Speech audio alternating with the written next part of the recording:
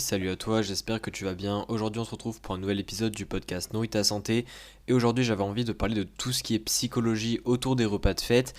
Et cet épisode, je l'ai déjà enregistré, mais il y a eu un problème de micro, puisque j'ai un nouveau micro et je ne l'ai pas encore totalement pris en main. Donc là, j'utilise un micro autre que j'ai l'habitude d'utiliser pour refaire cet épisode. Mais en tout cas, cet épisode, je vais un petit peu rappeler ce que j'avais dit de souvenirs dans l'épisode que j'avais de base tourné. Et c'est autour justement de la psychologie et plus précisément de ce côté un petit peu tout ou rien que beaucoup de personnes ont au niveau des fêtes. Et quand je dis tout ou rien, c'est deux comportements totalement différents que peuvent avoir beaucoup de personnes au niveau de l'alimentation lors des fêtes de fin d'année. Et c'est surtout lors des fêtes de fin d'année, je trouve, puisque les fêtes de fin d'année, c'est un petit peu, de mon point de vue, différent des autres fêtes de l'année pour nous, puisque par rapport à l'alimentation, c'est souvent ici en fait où les personnes se posent des questions. C'est l'hiver, il fait froid, c'est vraiment des repas, on va dire, en famille, familiaux, où il y a beaucoup d'aliments, souvent assez caloriques, etc. Et puisque évidemment il y a le 24, le 25, le nouvel an qui suit et autres, et bien ça fait pas mal de repas de famille ou entre proches et ça fait que beaucoup de personnes ont un petit peu plus d'appréhension par rapport à ça, par rapport à leur alimentation et par rapport à leur objectif, que ce soit maintenir un poids stable, que ce soit même les performances sportives, peu importe. Et c'est pour ça qu'il y a beaucoup de développement de comportements, que ça se fasse de manière consciente ou inconsciente de la part des personnes, évidemment pas tout le monde, mais une bonne partie des personnes, il y a un petit peu ça qui se passe. Et plus précisément, c'est, comme je l'ai dit, deux comportements totalement différents qui sont dans les deux extrêmes. Et plus précisément, eh bien, ce sont des personnes qui vont énormément se restreindre durant les fêtes, ou du moins durant la période de fête. Il n'y a pas que pendant les repas de fête, mais ça peut être par exemple tout le mois de décembre. Et il y a des personnes à l'inverse qui vont plutôt se lâcher totalement pendant ces périodes de fête, et évidemment les deux comportements, peu importe lequel, c'est un problème au niveau de la santé et au niveau du moral, bref, peu importe. Et j'avais envie en fait de parler de ça puisque c'est important de comprendre que les personnes qui cherchent déjà à se restreindre, on va parler du premier cas, mais qui cherchent déjà à se restreindre pendant toute la période des fêtes, c'est un problème puisque même si en soi on peut se dire que c'est une très bonne volonté par rapport, imaginons un objectif esthétique ou peu importe, eh bien le fait de se priver énormément pendant les fêtes peut créer déjà des troubles, on va dire, de l'alimentation à long terme, puisque évidemment c'est... en fait, se restreindre pendant les fêtes, ça va faire que ça va créer des tensions sociales, c'est-à-dire que les autres personnes qui vont nous voir nous restreindre pendant les fêtes vont généralement commenter, vont pas forcément juger, mais vont du moins donner leur avis et dire que bah, c'est pas, ils comprennent pas pourquoi on fait ça, et ça peut créer un petit peu des tensions.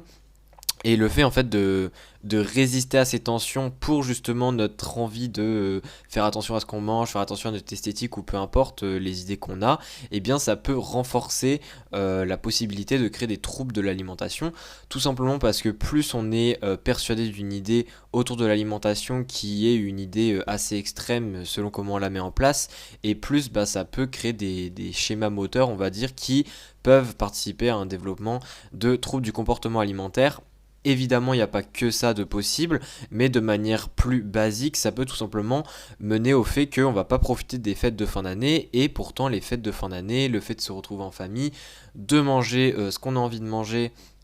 pendant quelques repas, eh bien ça peut énormément aider au niveau de la récupération morale, on va dire, et donc ça peut beaucoup aider pour poursuivre par la suite une alimentation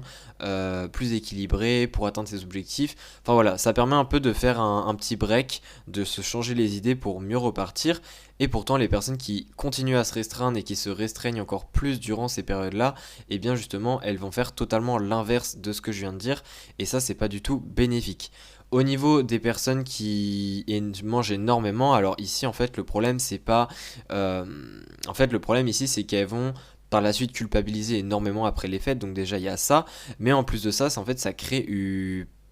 pareil, c'est juste que le résultat n'est pas le même, enfin le résultat est le même mais le mécanisme est différent, c'est que ça va aussi créer des troubles du comportement alimentaire puisque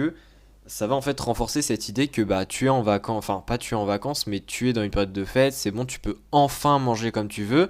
Donc ça c'est ce que ton cerveau il te fait insinuer si tu agis comme ça à long terme. Et en fait ça veut tout simplement dire que bah si t'es pas en période de fête, si c'est pas Noël ou je ne sais quoi, eh bien tu as une alimentation qui est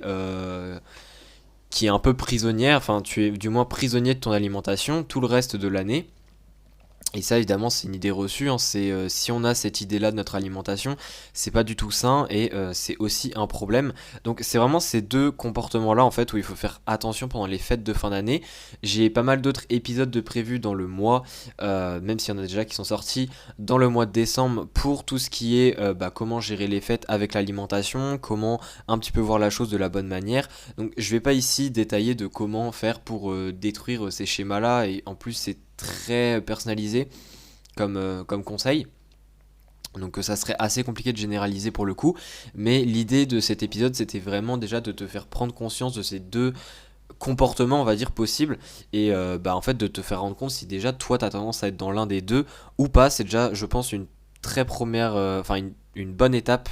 de s'en rendre compte pour par la suite agir comme il faut. Mais évidemment, pour agir, n'hésite pas à demander de l'aide et n'hésite pas déjà à m'envoyer un message privé en t'expliquant un petit peu ta situation. Si tu veux que je t'aiguille un petit peu, même si évidemment je pourrais pas tout faire à ta place, mais je pourrais toujours essayer de te donner quelques petites astuces. Et sinon, on se dit à la prochaine. Allez, ciao.